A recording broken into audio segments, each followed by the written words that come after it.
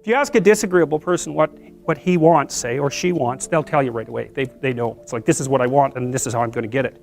But agreeable people, especially if they're really agreeable, are so agreeable that they often don't even know what they want, because they're so accustomed to living for other people and to finding out what other people want and to trying to make them comfortable and so forth, that it's harder for them to find a sense of their own desires as they move through life.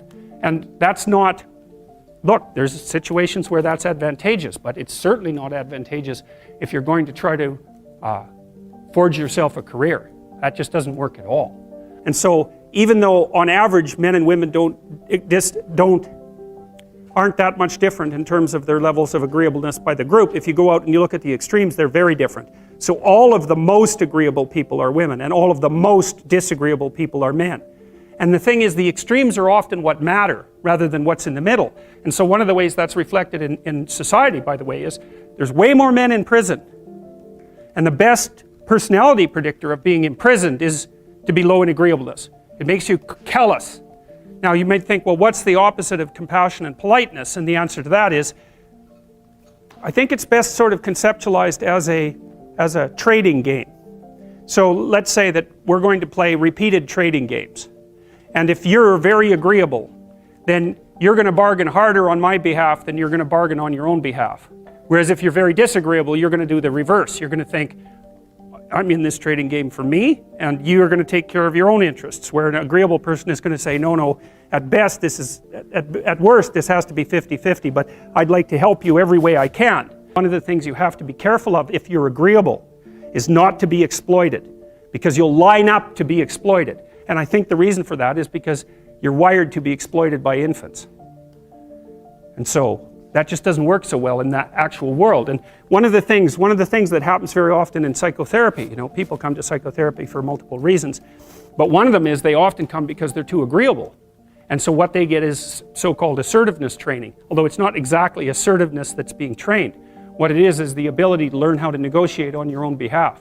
And one of the things I tell agreeable people, especially if they're conscientious, is say what you think. Tell the truth about what you think. There's going to be things you think that you think are nasty and harsh. And they probably are nasty and harsh, but they're also probably true. And you need to bring those up to the forefront and deliver the message. And it's not straightforward at all, because agreeable people do not like conflict. Not at all. They smooth the water. And you can see why that is in accordance with the hypothesis that I've been putting forward. You don't want conflict around infants. It's too damn dangerous. You don't want fights to break out. You don't want anything to disturb the relative peace. And if you're also more prone to being hurt physically and perhaps emotionally, you're also maybe loath to engage in the kind of high intensity conflict that will solve problems in the short term, because it takes a lot of conflict to solve problems in the short term.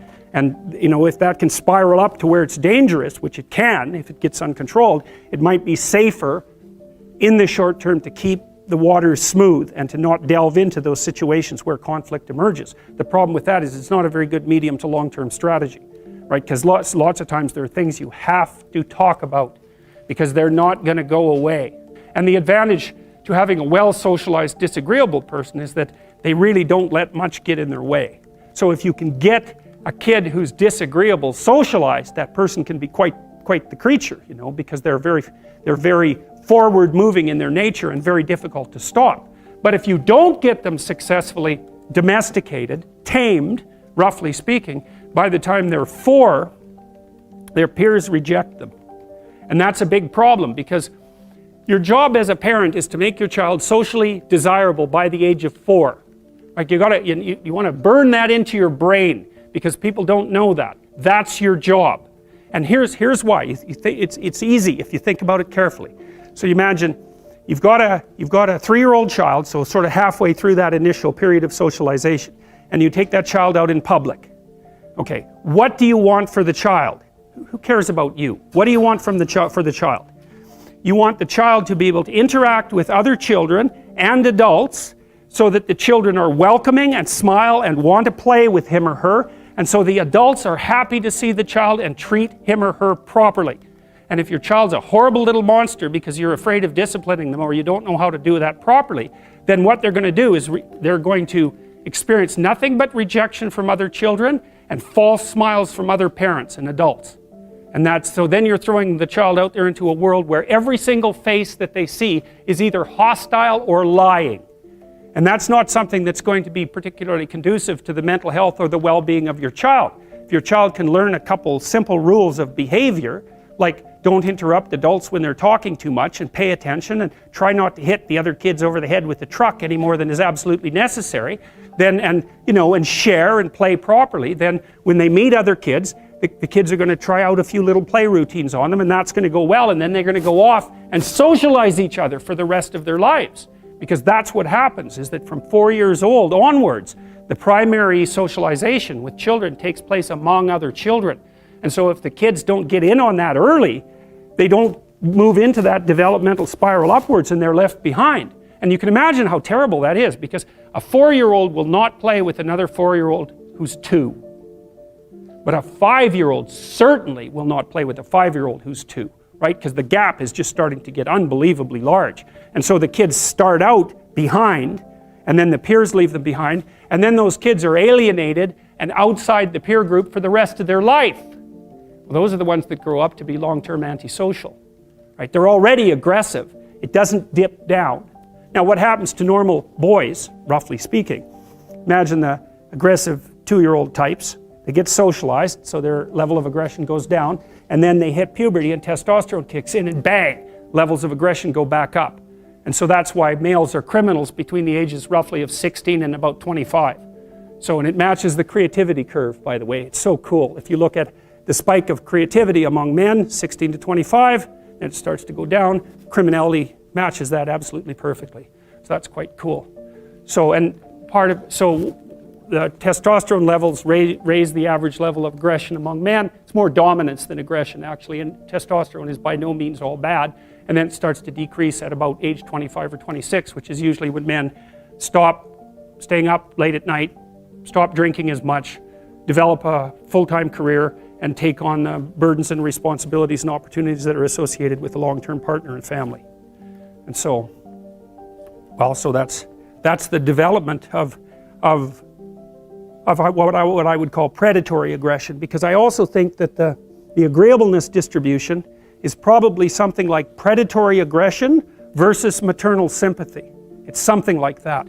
So if you look at other mammals that are predators, because we're predators as well as prey animals, if you look at other animals like bears, the male bear has absolutely nothing to do with the raising of the infants. In fact, the female bears will keep the male the hell away, because he's likely to kill the infants and maybe even to eat them.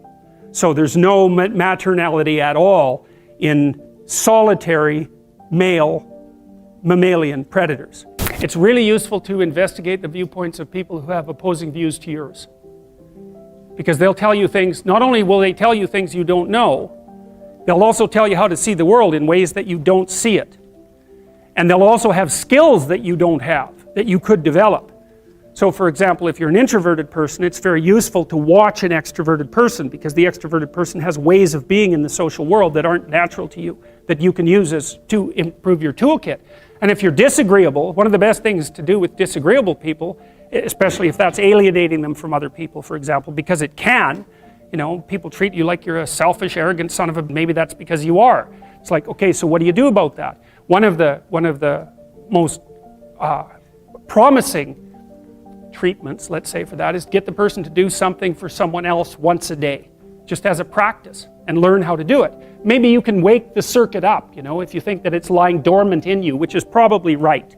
I think we have a very wide range of propensities within us. Some are switched on, genetic propensities. Some are switched on, but I think that if you put yourself in the right situation or walk yourself through the right exercises, you can switch some of these other things on as well. But it takes work and dedication and discipline. I would say, generally speaking, if you want to adapt yourself properly to life, you should find a niche in the environment that corresponds with your temperament.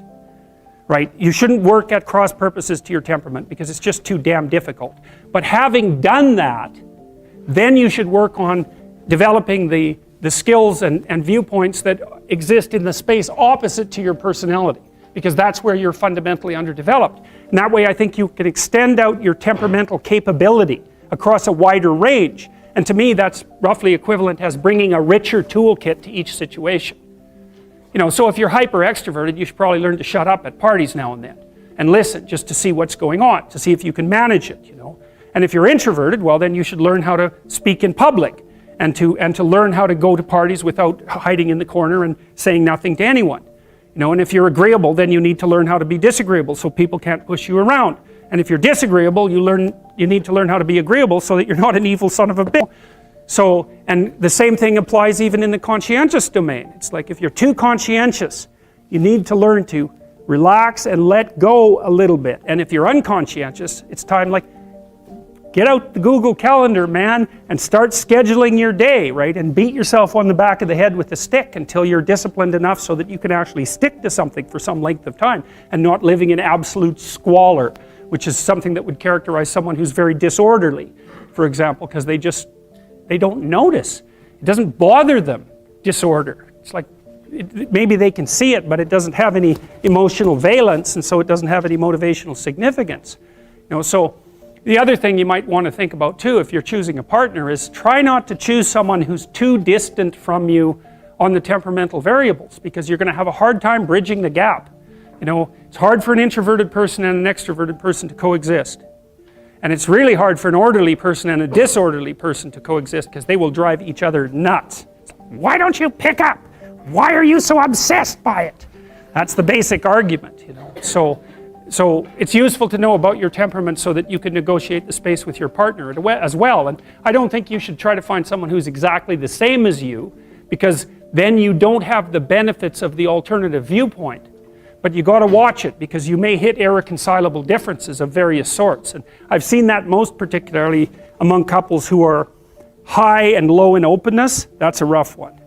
And also high and low in conscientiousness. That's another rough one, because they just cannot see how the other person sees the world at all.